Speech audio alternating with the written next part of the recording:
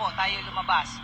Lumapag po sila ang C-130, lulan po nitong mga nasabing individual at nakakating po sila dito sa Villamor na around 8:30 ng gabi at nakakating po tayo dito sa custodial facility na mga around 9:10 ng gabi po. Sa ngayon po ay nag-undergo po sila ng booking process. Kasama na po dyan yung fingerprint at mugshot at natapos na rin po yung physical and medical examination.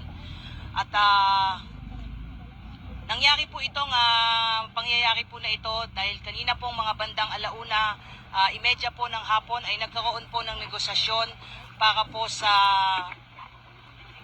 mapayapa po nilang pagsuko dahil binigyan po natin sila ng ultimatum nang within 24 hours po ay kailangan po nilang sumuko at nagkaroon po ng negotiation. So ito po ay joint efforts po ng PNP and AFP.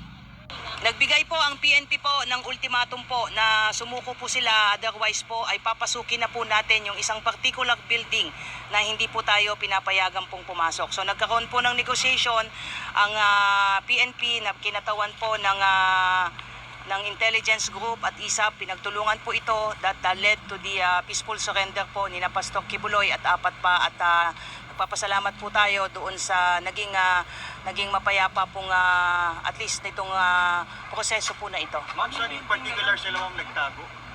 I don't have at liberty to reveal that. Ang importante po sa ngayon ay nasa kustodiya po ng PNP po ito at ang mangyayari po niyan ay bukas po inaasahan po natin na i-return po yung mga warrants of arrest doon po sa mga issuing courts, particularly dyan po sa Quezon City kung saan nailipat na po yung mga kasong na isampa po natin sa Davao at doon naman po sa RTC 159 po. Ma'am,